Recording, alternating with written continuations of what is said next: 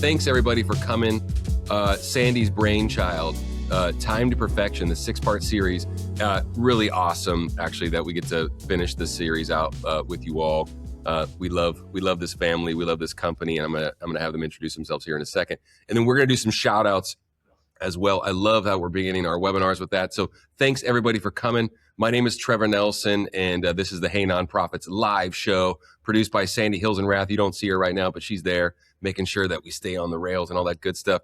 I'm also the co-founder and Chief Gratitude Officer of HGA Fundraising, but we won't talk too much about that. We're not good at self-promotion, as I like to say, but nonetheless, we're here for part 6 of Time to Perfection. We've got some dear friends here as well with us, and I'm going to have them introduce themselves as mentioned. Thanks so much, everybody, for coming. And like I said, we'll have you out of here in an hour. I'm going to start off with shout outs, and then we'll get into intros. Marty, do us a favor. Give us your shout out if you don't mind. Yeah, I'd love to. I'm gonna shout out my in-laws who are coming to town today. We're gonna celebrate Easter with them, so just a little shout out to them. We're going down to the Valero Open in San Antonio. It's a golf tournament tomorrow. Oh, cool! Oh, yeah, that'll be fun. So it'll be a fun day.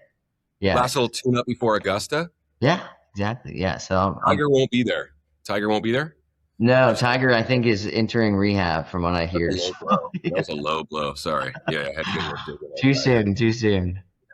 Claire, give us a shout out if you don't mind, please. Hey, a shout out to my friend Anne, whose birthday is having her birthday this day, and we've been friends since we were 16 years old. So, long time friendship that I'm really blessed with. So that's awesome.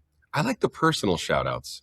I think it's really, really good. Thank you. Like I said, we had a guest come on and shout out their mother's 90th birthday. How cool is that? Yeah, awesome. Amy, if we are frozen, it'll probably figure itself out. Riverside does that from time to time, but I appreciate you asking.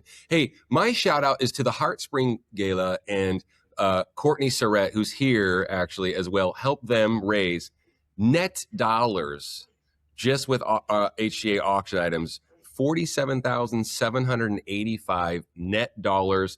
The Heart Spring organization, Heart Spring Gala in Wichita. Each year, more than 400 community leaders gather to champion a bold vision, a community where children with neurodevelopmental needs have access to coordinated, life-changing support. Beautiful organization. And if you want to know the tally, they sold the Mykonos Villa, the HGA Mykonos Villa, for $15,000. The Tuscany for 10 Villa sold 3 times for $16,750. And the Amalfi Coast trip for 4 sold 2 times for $11,250. And also a golf experience sold 1 time to Palm Springs for $7,000. All at auction. Heart Spring Gala. Congratulations. Amazing. Total raise just with those auction items, over $47,000. So what a cool shout out. Amazing work. Coco, amazing work. Well done. So that's my shout out. Very long-winded, and thank you so much. Yeah, really, really cool. But hey, we're here. Hey, part 6, Time to Perfection. Let's get into event timeline and really put a bow on this series. Like I said, so happy to have our friends on, Claire and Marty Murad Auctions, and just 2 people from the giant team at Murad Auctions, of course, but we couldn't fit you all on the gallery, right? So it's good to see you all. Marty, do us a favor. Introduce yourself to the audience, please, if you don't mind, and we'll get going as well. Yeah, hey everybody. Thanks for coming today. My name's Marty Murad. So I'm our new business development director and one of our charity auctioneers at Murad Auctions, and been working here really since I was in 6th grade, but full-time for the last year and a half or so. So anyways, it's great to be here, and thanks Trevor and Sandy for having us on today. Love it. We know a little bit about a family business too, so love it. I think it's fantastic. Claire, please tell the audience about yourself. Hi, Claire Murad with Murad Auctions. We started Murad Auctions 26 years ago and focus on providing charity auctioneers for fundraising events, as well as helping our clients choose the right software to manage their event, and also providing pre-event planning, support, training on the software. And then we provide a team and to come and help manage the event so our clients can do their most important job, which is to interface with their guests at their event and to leave the details of the fundraising to us. So Love it. Love it. That's actually yeah. a really nice addition to this series that we really haven't even gotten into a little bit about. Just like we talk wide lens about guest experience, but you just mentioned software and allowing folks to focus on what's important and what have you. And I think it's going to segue really nicely. I want to talk about we were talking in the green room about the Murad Auction Plan, the MAP plan, and how you use it to customize strategy for each event for nonprofits, small, medium, large. We have nonprofits of all sizes here in the audience. They'll be watching the recording as well. But talk about the MAP strategy, how it became, and how it's working. Oh, cool. Hey, look at that. Hey, So I have a sample amazing. pulled up. This How'd is you from do an that? event we did this weekend, That but was so cool. our Murad Action Plan is basically a document that our consultants create for each of our clients' events. And it just has all of the pertinent information for the event in one place. And, contacts, an event overview, where it's going to take place, what the dress code is, how many staff we're bringing, how much equipment we're bringing, the theme, all of the different event components, scoreboards, fundraising goals, how we're going to manage check-in, all the volunteers who are going to be required to be at the event and what their skill set needs to be. And then, of course, the timeline, which is what we're talking about today. And that's all worked out way ahead of time, before the event. And, but it's documented here. And then just the details about check-in, the paddle raise, the fund in need, the live auction, any fixed price items or games of giving, any printed materials, checkout details. So all of that is included here. And it's just super important to have a document like that for our team to refer to. And most of our clients also print it out and they use it to help manage their event as well. So it's not just about talking about the timeline for the night of the event and the details ahead of time. It's about documenting it, having it in writing so everyone's on the same page and that we don't have surprises on the night of the event. So speaking about having everyone on the same page, obviously the more time in advance of the event, the better. But when you have a lot of cooks in the kitchen, so to speak, regardless, I mean, having a document like this, like a SOP, for instance, like this is great and super helpful, but do you like, we like to say, who owns the clock? Marty, like talk about that. Like, how do we get everybody bought in, for instance? And we don't need to talk about necessarily like, horror stories about what, this is what happened when it was handled poorly, but like, how do we get buy-in that this is how we're going to do it so we can stay on task, on the program, on the timeline? Who owns the clock? Well, I think the clock is jointly owned, right? I think there's ownership on both sides. Like for us, we need buy-in from the client we're working with because we want to maximize fundraising, right? And that's why it's so important to stick to the timeline, is that your guests have such a short attention span they're going to give you when it comes to those fundraising moments of when it's time to raise money. And so if you hit it on the head, right, where you need to be in terms of your fundraising and the timing for that, I think you can make a tremendous amount of money, which is jointly a shared goal by the client and by the fundraising team, right, of the auctioneers, of when we want to maximize that revenue. So I think ultimately it's jointly shared. And as long as we see eye to eye on that, I'm like, hey, we're trying to maximize revenue here. And it's called a fundraiser for a reason, right? There's a lot of other components for it, but ultimately it is a fundraiser. And that's why we're here, is to raise funds too, ultimately. So I think jointly owned, that's kind of my short answer to the question. But I love what you said, Marty, about having buy-in. And that's why those pre-event consulting meetings are so crucial to our clients, because you've got to get all the players on one call in one meeting, and you've got to talk through the details and really get that buy-in. Because if you don't have the buy-in, then you're just going to be handed a run of show that's completely different from what you've talked about, right? And I think that's why putting it in writing, sending it to the client, saying this is what we agreed to, so that we're all on the same page and we all are going according to that timeline that was agreed upon. Because Yeah, we've walked into events before where the timeline wasn't anything that we've discussed. So that's why it's all in writing now. I love it. So I love it. Hey, Jennifer, we're not going to make you stay late. It's okay. I appreciate you coming. She said, sorry, I'm late. Oh, hey, it also motivates me to get some questions. And this is actually this statement from Kim, a friend of ours and a friend of the Murads as well. We love Murad. They have really helped us elevate our event and tighten the timeline. So you had some fans in the audience. oh, Kim's nice. lovely. Thanks so much for coming, Kim. And it will segue nicely into and what you mentioned as far as the services and whatnot that y'all provide is, and I know you're taking a lot of the thinking and the stress and all of the know-how and all that off of the plate of the different organizations, the hundreds and hundreds annually organizations that y'all have the good fortune of helping. You mentioned providing software and talking about check and all of these things. Talk about the difference, because I actually thought it was a really good question that Sandy had. The difference between a tech timeline and a fundraising timeline. Do you want to take that, Marty? Or do you want me to? Yeah. Yeah, I think a tech timeline is extremely important because they're going to keep everyone on pace throughout the event too. And I think that sometimes it can get lost of like, oh, you know what, guests are taking their sweet time at the cocktail hour. They're not going to be in the room hearing this announcement for the tech timeline. Whereas the fundraising timeline is just focused on, the emphasis on dollars raised, right? And the real importance of when you start the live auction or when you start the cash call or paddle raise moment of the evening.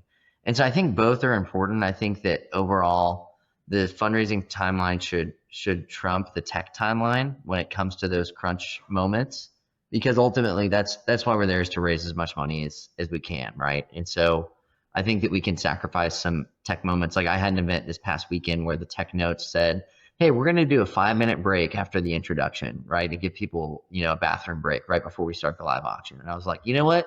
From a fundraising timeline, we're going to cut that tech break, right? Because it's going to completely kill the momentum.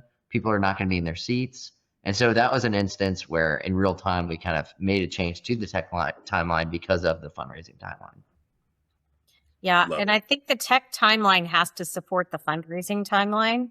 So making sure that your tech timeline is set up where maybe you're having a giving moment and you're using a donation scoreboard. And that tech timeline needs to coordinate with that fundraising timeline to make sure that the tech team is ready to show that scoreboard at the right time. And that can be different times, right? It might be that we've agreed that we're not going to show the scoreboard unless we're really close to our goal and eclipsing our goal.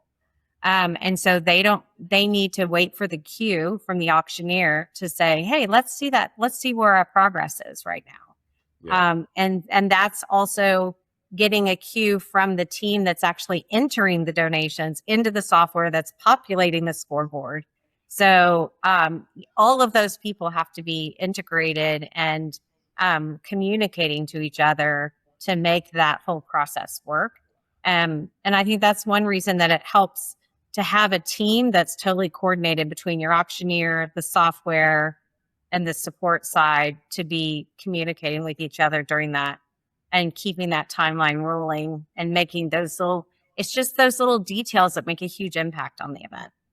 I did a really bad job. Two things come to mind. I did a really bad job of prefacing that because you're the only ones that have come on the webinar and ever mentioned the tech timeline. One. So I want you to give some more examples because you gave some lovely ones just for the audience to hear, Claire, because I think it was really, really good. Marty as well. So I did a bad job of introducing that, as a matter of fact. And also, as far as you just mentioned, they're not mutually exclusive, right? They're married, right? Yeah, of course. So, right. And even if you had like a doc or anything like that, we can share it later if you had one. Like, what is it like? Give some examples of a tech timeline, if you don't mind.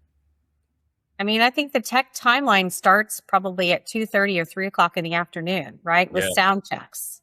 Who's going to do a sound check? When's the rehearsal going to be for the MC and all the announcements they're going to be making? I mean, typically what happens at our events is our auctioneers show up several hours prior to check-in to be a part of that rehearsal that's happening. And so we can just practice getting up on stage, making sure that the microphones are working, that the the podium is there, or the teleprompt, the prompter is there for, whatever needs to be announced, and the auction item details and all of that. So all that is a part of the tech timeline. And then the fundraising timeline, in my mind, is that specific short period of time when we are raising money. So the fundraising timeline happens like right after the welcome. And how do we get everybody's in their seats paying attention? And what is that timeline going to look like to be able to maximize fundraising while people are still happy and paying attention at your event? What are your thoughts, Marty? Yeah, I think, and I saw Jennifer's question in there about, is it okay to have the same timeline every year? And I think it is, as long as it's conducive to maximizing dollars at your event. And I think it's important you want to keep it fresh, like your event, for your attendees too. So if it's the same thing, like rinse and repeat 5 years in a row, and your attendance is going down, maybe it's time to switch it up, and maybe move some things around just to keep it fresh. But yeah, it's clear to your point about the tech timeline. I think it's really important to especially as the auctioneer, like looking at the slides too, making sure that they're lining up. Like we do a slide rehearsal too, like a tech rehearsal too, with every single slide and videos that they're showing, making sure that we have the timing down on all that stuff too. Because like Trevor said, it's married to the fundraising timeline. Like the two are one in the sense that they're trying to achieve the same goal of a great outcome for the evening. So I think it's really important to have those moments and make sure we do that. Well, and it just speaks to if you handle the presentation part of the event in a professional way, it just speaks to the professionalism of your nonprofit as well. So everything about your event needs to be handled efficiently and professionally. From the moment your guests walk in that door, that check-in desk is super important. That's their first impression they're going to have. And it's really important that you are ready to go before your first guest walks in the door. So your volunteers are trained. They've practiced in the software a few times.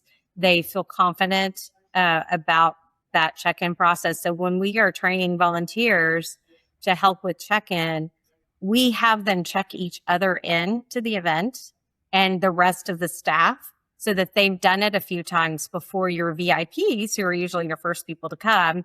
When your VIPs walk in, you want to make sure that they are presented with a great and efficient check-in process, right? From confident people. So, I mean, your timeline starts way before your fundraising happens. It's that first impression. So you need to make sure your volunteers are arriving early and are getting trained and ready to go when your guests arrive. So, love it. I think it's great. And then, great question, Jennifer. And then Kim, I adjust my timeline every year, at least a little. Yeah, I think it's important to audit, right? And have a meaningful conversation about what can be added to, subtracted, this and that. And we're, creating this beautiful dish. Sorry to make a reference to gastronomy, but yes. So, hey, another call for questions, everybody. And then I want to get into, we were talking about first impressions and pre-event, and I want to get into your your more, once again, original IP from the Murad team about the know before you go document and getting folks prepared and what have you. If we can introduce that to the audience as well, I'd like to get into that a little bit. Pre-event communications, making sure there's no surprises as far as like what kind of auction items and things like that. So let's get into that if you all don't mind as well. Yeah, let me share my screen again here and show you guys. This is just a document that or just kind of a picture to help you guys see what you want to think about, because the success of your event and the success of your live auction in particular has a lot to do with your pre-event marketing of your items. And so when we were talking with Trevor earlier about timeline and what we think about timeline, I was like, wow, timeline starts a few weeks before your event, right? Of when you start engaging with your guests who are going to be attending and marketing your live auction to them. And so just having teaser campaigns where you're building that anticipation and that buzz, and it might be text messages that you send out. It might be emails, the know before you go emails. And I've got a great example to show you guys in a second of See one it. of those. Yep. Just showcasing your items as well. So again, that can be through text and email communication. Your event management software should have the ability to send out text messages, and you can link to a landing page that showcases all of your live auction items. And you can also showcase your live auction items on your event website, right? So having a silent auction that you're going to open prior to your event allows you another platform to showcase your live auction items. So they're not going to be bidding on your live auction in the silent auction, but they're going to be able to see them all, and they're going to be able to be exposed to them. And so really the key is you need to expose your guests to the live auction at least 6 times before your event, because that's it. It's crazy, but people get so much information. They're just inundated with information all the time that you've got to find 6 different ways to expose them to your live auction so that when they get to the event, they know that there's going to be a live auction. They've seen the items. They're prepared to start bidding.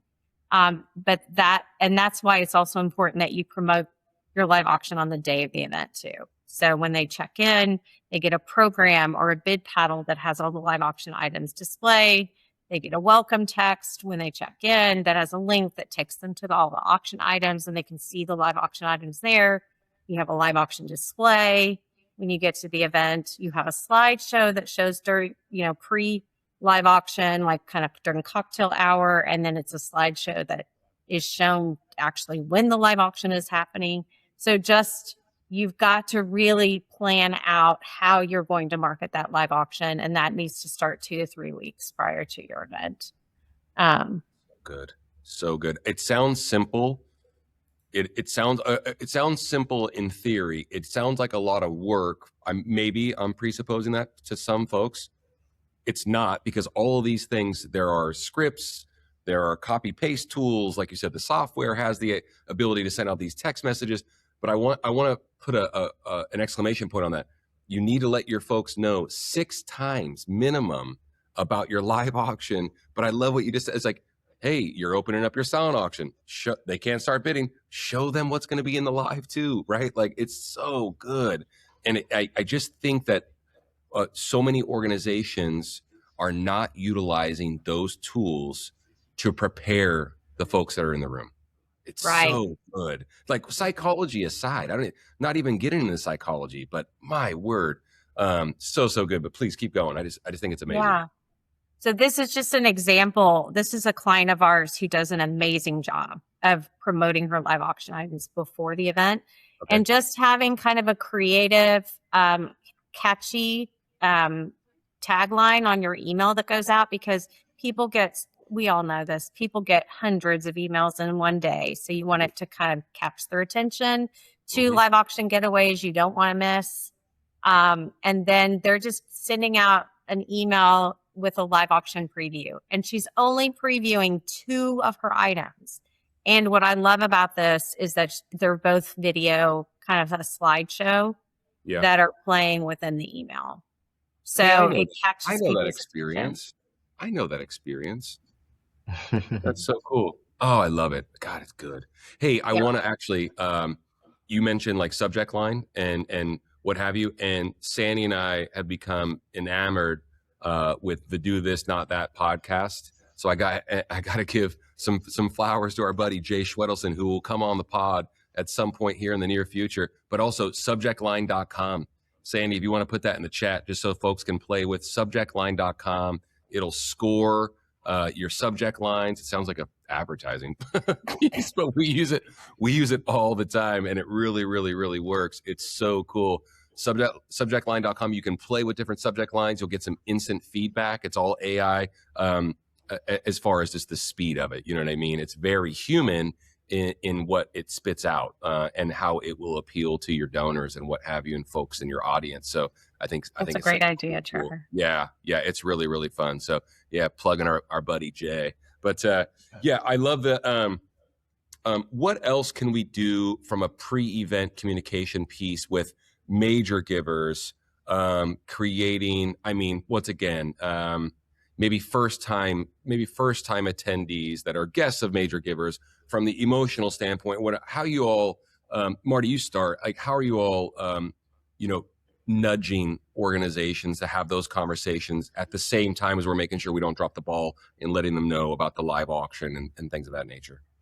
Yeah, I think you want to engage with those people as early as possible. I mean, one thing that we think is really important too is just capturing that information for those guests of table sponsors, right? Sure. So you mentioned like first time attendees at the event. Like your table sponsors are probably going to be people that are familiar with your organization, that have been to your event multiple times before, but actually capturing the information of those people and sending out a text message or an email that your table sponsor can share with their guests, so that we actually have their information when they get to check-in. Like it's crazy how much it means to people when you know their name at check-in too, and having them in the system already, making someone feel familiar and engaged already before they even show up to the event, being like, oh, we have your information on file. Thank you so much, Mr. Smith, for being here.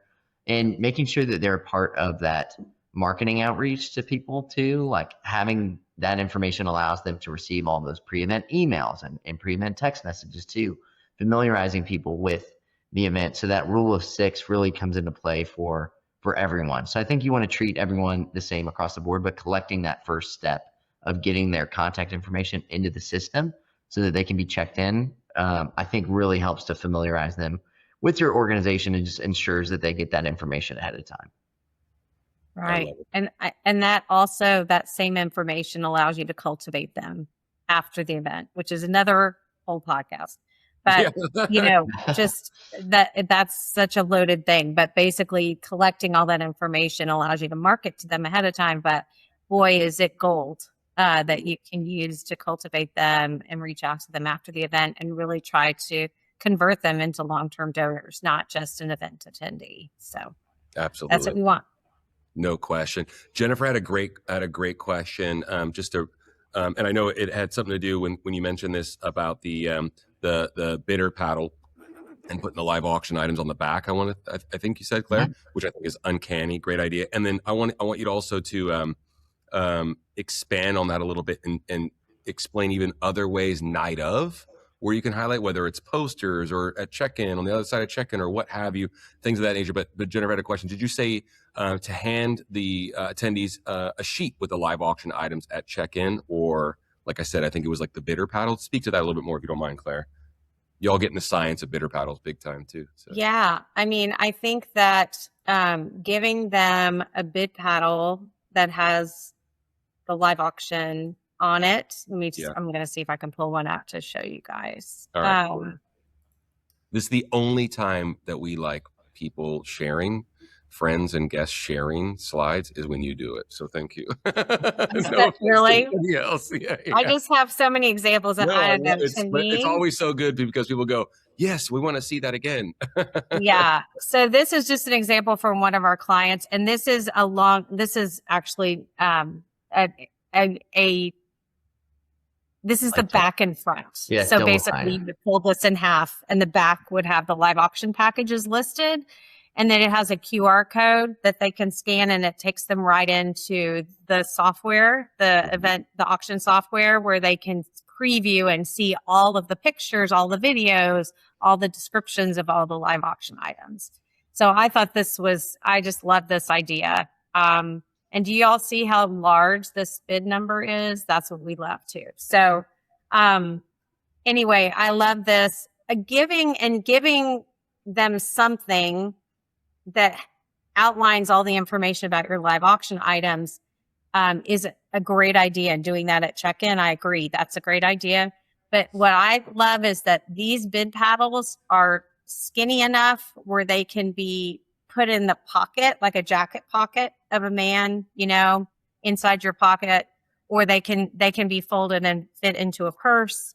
So it's not bulky and huge. Like your program, I would probably put at the table because you're asking them to juggle a lot of things. But putting something in their hand that they will actually keep in their hand and not set down is what the goal would be, where you're going to have the live auction items. Love it. Marty?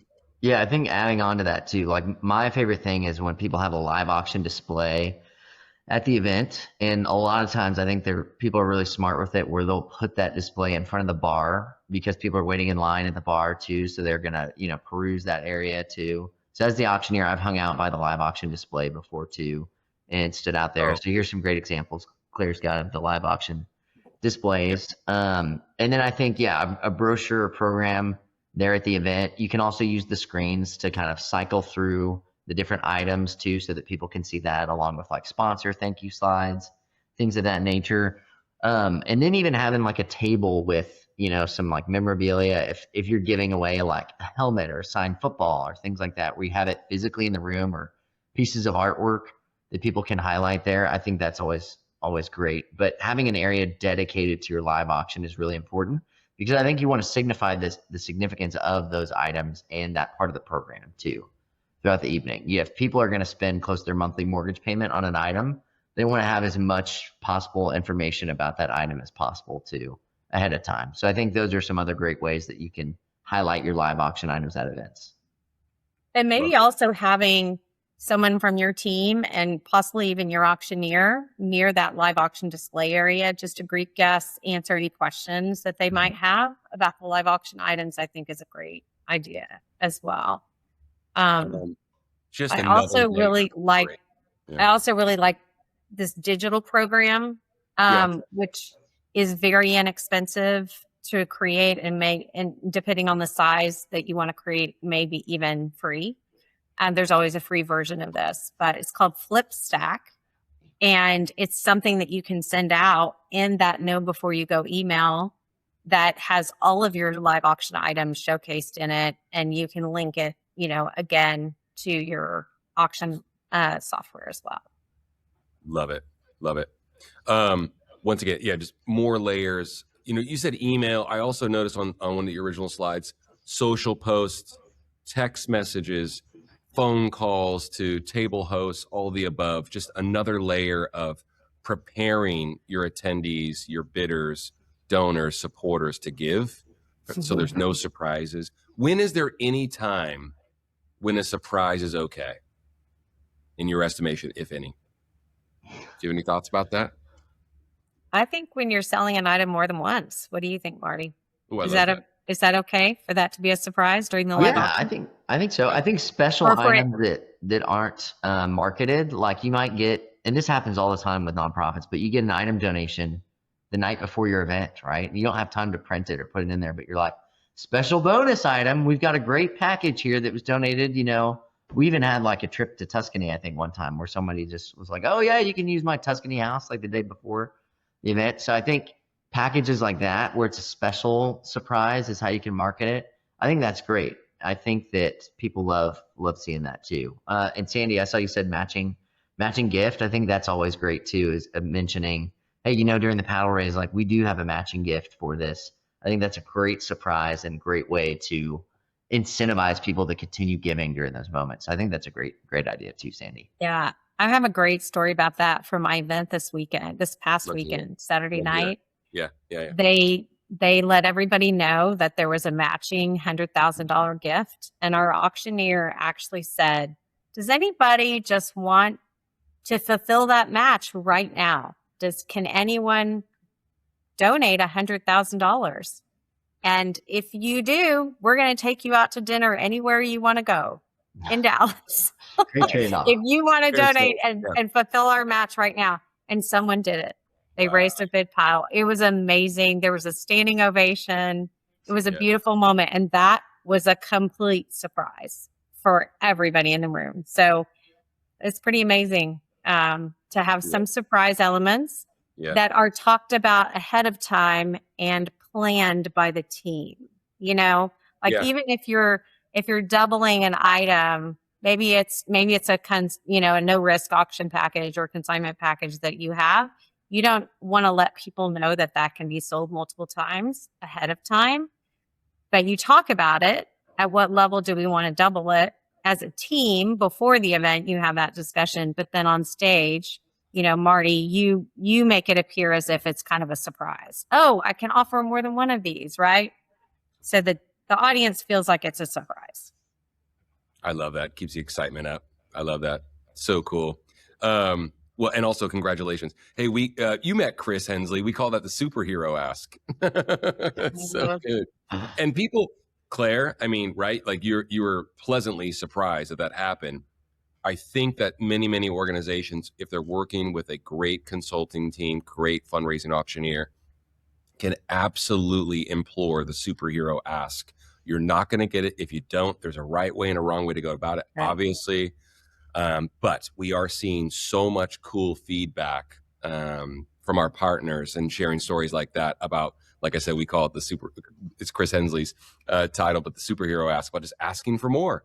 That will also tease, actually, shameless plug. We're going to do an asking for more series. I want to say, sorry, Sandy, I think in May, if I'm not mistaken, but we'll talk about that as well. Just asking for more in that paddle raise, matching gift portion, fun and need portion of your event. So really, really cool. Hey, it starts June 4th. Yep. Sorry. Okay. That's why you keep it, like I said, you keep us on the rails. Thanks, Andy. So that'll be a really cool, fun series too. Hey, from Elizabeth, a question: thoughts on working a countdown clock into your evening sponsor reel presentation? Some people love it and others say it's confusing.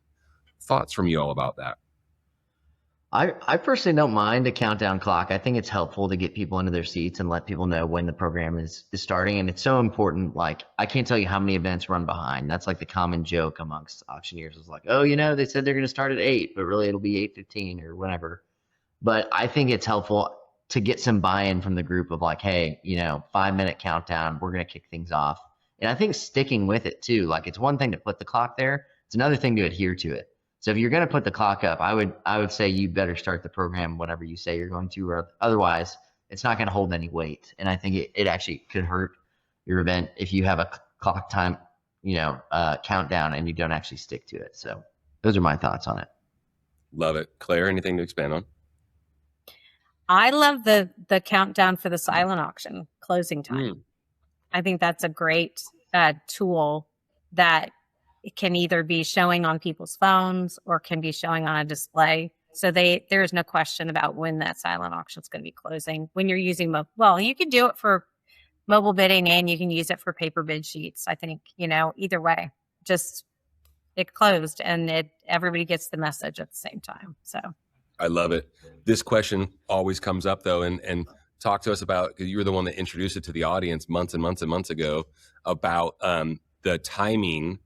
There you go. Getting back on track. The timing of silent auction closing, when it should close. Of course, every event is different and people do things their own way and what have you. But you shared a beautiful story about the school that opened it back up again or kept it open and things like that. What are you and your team advising that folks do when it comes to the silent auction? If, let's just say, you're given creative freedom, like, Claire, you tell us what to do. What are you seeing, and what are your opinions about how well that works right now? So you definitely need to give people a specific time that it's going to be closing. And you should not ever reopen it once it's closed. Absolutely not. So once your auction's closed, it's closed and it's done. But deciding ahead of time, again, having those discussions with your team, talking about the advantages and disadvantages when you want to close the auction is really important. And then being committed to that as a team and not changing your mind during the event. So with a lot of if you stay on your timeline, then you can set a close time for 15 minutes after your live auction and your giving moment are over. Give your guests 15 more minutes to bid in the silent auction. I think that's a great idea if you want to close the night of your event.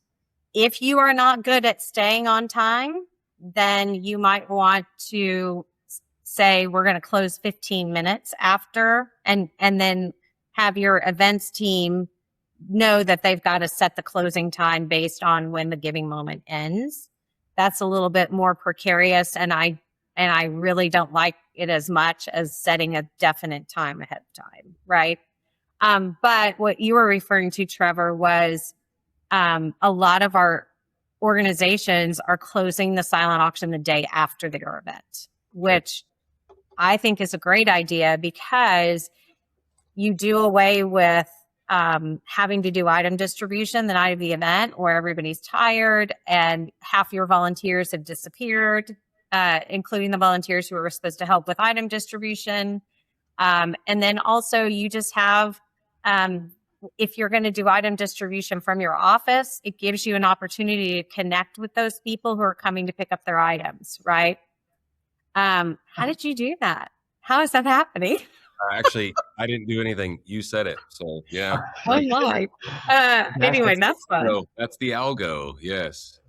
That's fun. Anyway, so and for our schools, it's kind of a no-brainer because you don't have to bring all the items to the event. You don't have to do this huge display because everyone has, if you're doing mobile bidding, everyone has pictures of the items on their phone. They know what they're bidding on.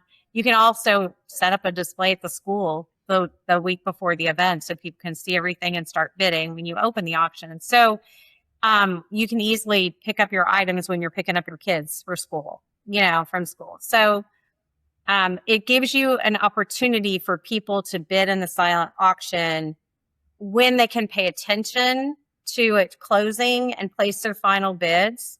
And like you said, our school raised an extra $42,000 the first year. They closed it on Sunday. They raised an extra $42,000 from Saturday night to Sunday afternoon. And then they created all this fun buzz on social media about the auction closing, and people were, having conversations back and forth about who's trying to take my item, stop bidding on this, I want to win it, and so she said it was really fun for building community as well. So I think it's a really good idea to consider. I love it. Marty, anything to add to that? I think it's smart to do it after. I think a lot of times it can kind of take away from some of the momentum in the room when you're focusing on the paddle raise and the live auction. Like, you already have so many fundraising aspects, especially if you add in games of giving to the night of. The silent auction, I think, sometimes can get put on the back burner the night of the event, but I think it gives it time to flourish by having it closed the next day. So I really like that aspect too. Where you can still have some of the items at the event, but really have people focus on it that next day after they get home, and they have time to look through it on their phones. I think that's really a smart way to do it. Yeah, I don't disagree with that at all. And the cool thing about it is, I when I'm pulling from that, just putting myself in the shoes of someone at the event, is it's give me a chance to breathe.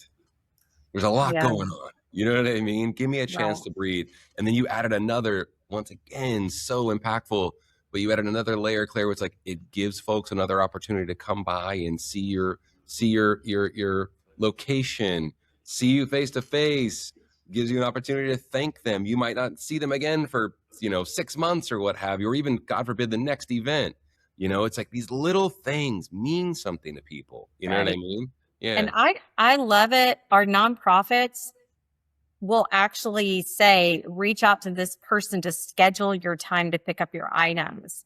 And then they make sure they have time on their calendar so that they can say, hey, would you like a tour?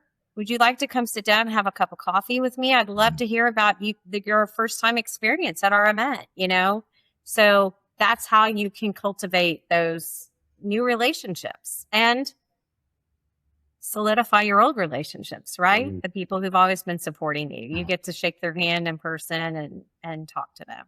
I was talking I had lunch with a good friend of mine who's been in the nonprofit world forever. She works for a nonprofit health clinic. And she said she started working for this clinic 4 years ago. She said there was a gentleman who always gave $7,500. Okay. He'd been giving it every single year for 10 years. And she said, so she wanted to connect with him. And that he was one of the first people she called when she started working with this nonprofit. Smart. He never would return her calls.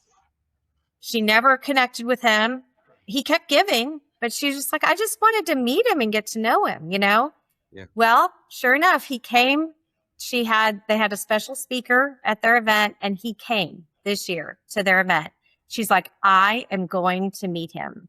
And so she actually connected with him, and he agreed to have coffee with her at the event, and, came and had a meeting with her at her office. And she was like, it made such a huge impact because I was actually able to grab him at the event Yeah. and meet him. And so just any opportunity you have to connect in person with someone. So creating that through your item pickup is great.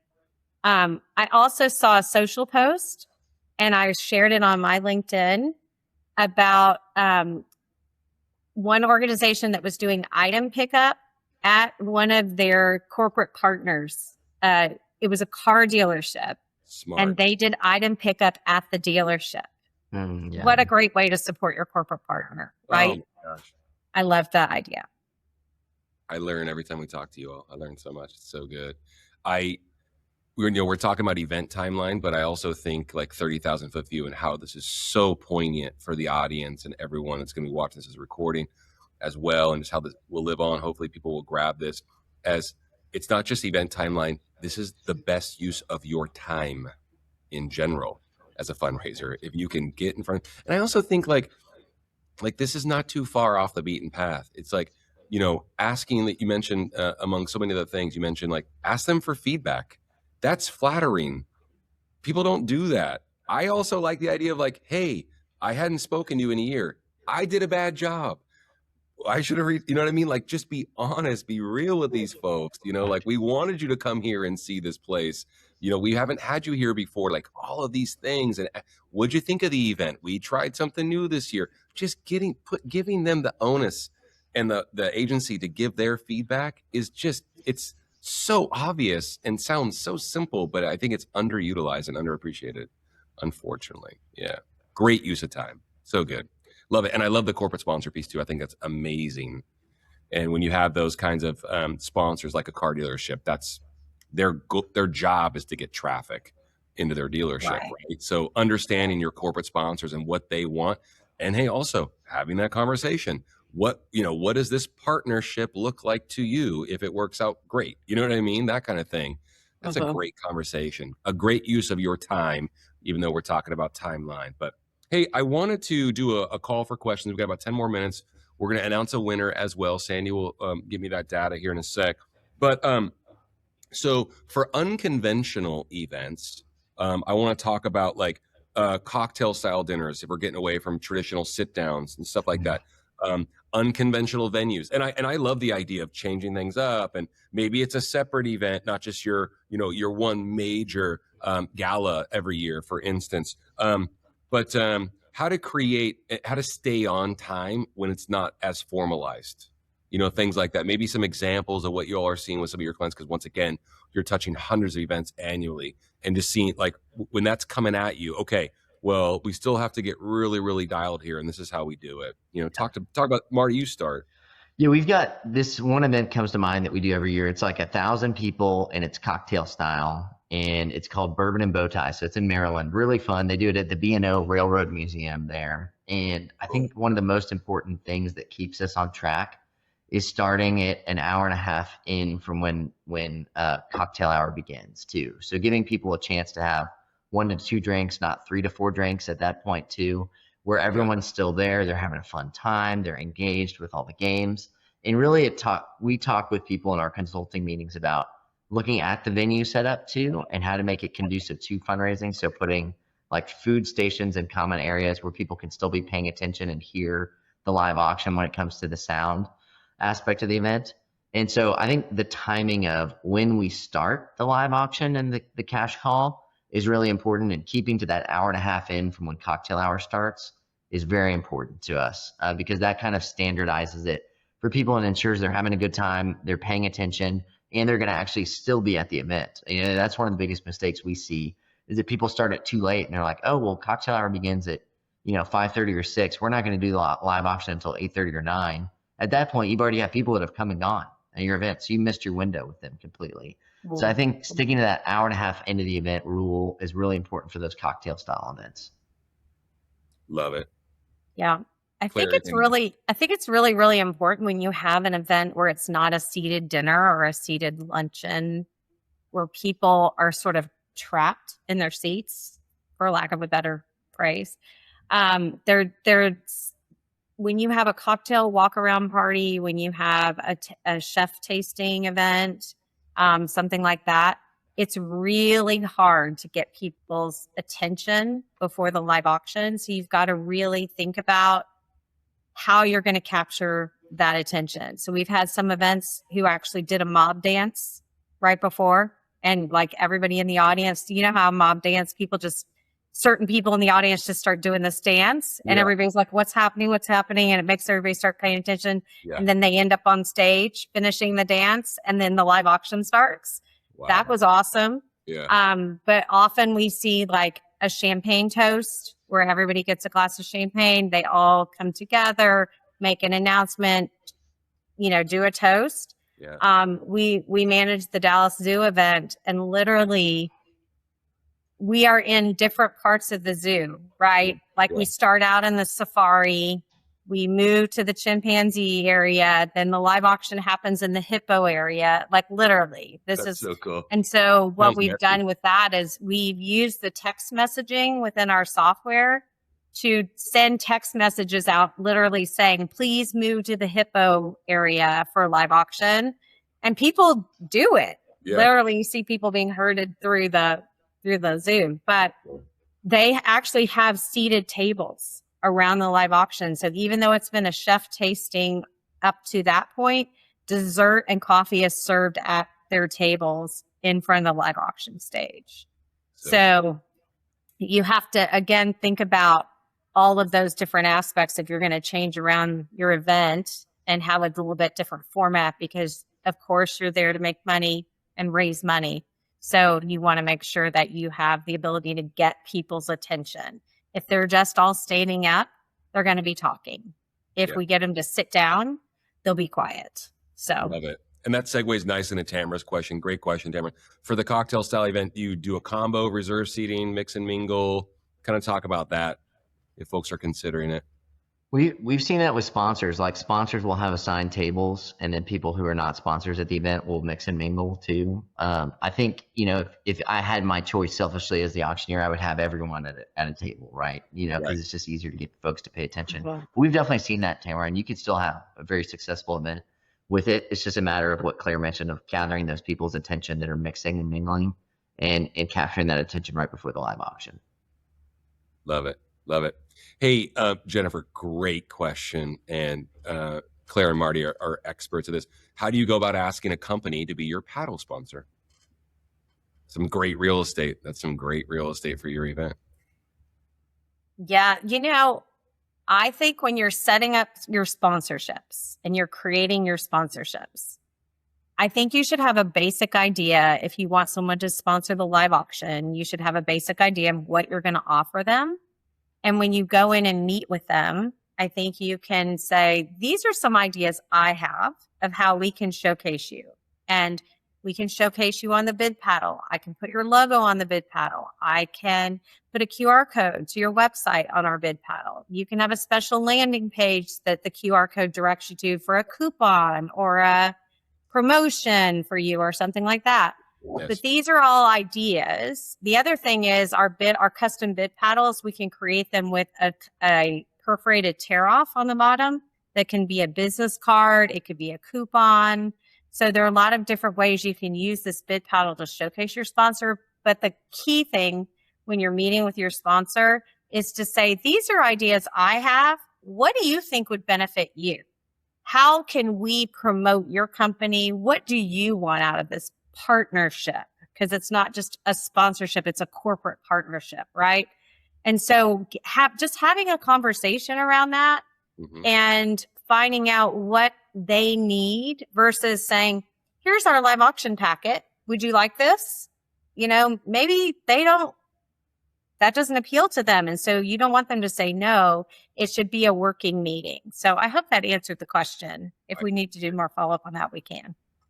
Absolutely. Yeah. And then Sandy, do us a favor. Will you put Claire and Marty's email in the chat so folks can reach out and continue this conversation? Tamara, I absolutely think, and Jennifer as well, keep the conversation going, and please pepper Marty and Claire with questions about this after we wrap. I think it'd be a really, really good idea. I love that. And I love the way you formatted that as well, Claire. I think it's, once again, very, very underutilized, but very simple. This is a partnership. Sponsorships are clinical. They're necessary, but listen, it's like framing it early and often. This is a partnership. What does it look like? And like simple stuff like, where do you want the QR code to go? Do you want to go to your site? Is there a specific landing page? Is it like, what are y'all trying to do in the next 12 months at your whatever it might be? If it's a bank, do you want more people to get checking accounts? Who cares? Have the conversation. You know what I mean? Right? Like that's the cool thing. And be open-minded to it and think about it like that. Like you're talking to a business, Right. right? Definitely. And you're partnering with them. Like we're in this together. It's not just one time. Like let's do this for the next 5 years, 10 years. And that's how you set the tone for that. So sorry to get my 2 cents in there, but I think it's a really, really cool thing to consider when folks are having those conversations. And we're absolutely happy to do a complimentary consultation with anybody. So Awesome. Every nonprofit has kind of their specific questions. And so I know this is just kind of a general conversation. So we're more than happy to kind of get into the weeds with you and talk through, your event and ideas for improving your events. Thank you. I know you all are, and I appreciate that. We appreciate that immensely. So awesome stuff. Hey, last call for questions. We've got Claire and Marty here for 2 more minutes.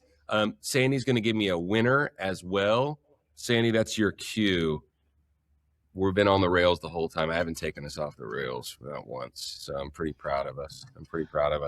Hey, thank you, Tamara. Appreciate you. Thanks, everybody, for coming. I also want to do a little house cleaning. April 16th will be our next episode. Please don't ask me who's coming because I don't have these things memorized. But really, really good. Hey, Barb from the Down Syndrome Association of Northeast Ohio. Hi, Barb. You won $1,000 in HGA bucks. Congratulations. Happy Easter. Happy Thursday. Amazing.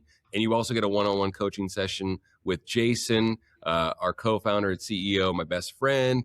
And so cool. Yeah, as mentioned, no show next week. We'll be back for April 16th. Here we go. Oh, yeah. Sustainable Giving with Dave Raley, author Dave Raley, host of the Sustainable Giving podcast, monthly giving, how we tie it into events. It's awesome. It's going to be a really cool episode. Okay. Thank you for reminding me. Fantastic. Jackie, great to see you. Thank you so much. Hey, everybody, have a great Easter. Have a great holiday. If you're on spring break, awesome. Really, really fun. Appreciate you all. And we can't please do us a favor. As mentioned, keep the conversation going with Claire and Marty. Reach out to them on LinkedIn. Go to their website. Also subscribe to the Hey Nonprofits YouTube channel. Subscribe, give us a like, leave us a comment, all that good stuff. Anything parting from you all? Can't thank you enough. I appreciate Marty. Please leave us with something. Well, yeah, just appreciate you guys having us on today. We're very excited, and just keep it tight for the timeline. Keep it tight. I think concise is always better, so I just leave it with keep it tight. Far out. Claire, any parting shots? Yeah, just everybody have a great weekend this weekend and enjoy being with your family and your friends. So don't eat too many Reese's peanut butter cups, right? That's my Reese's eggs. Hey. You gotta watch out for those. They'll sneak up on you. That's my kryptonite. Reese's is my kryptonite. Hey, thanks, Kim. Appreciate you so much. Thank you, Jennifer. Thank you, Michelle. Oh, it has been a great series. Hey, everybody. Thanks, Sandy. Sandy put together this series. What an amazing job.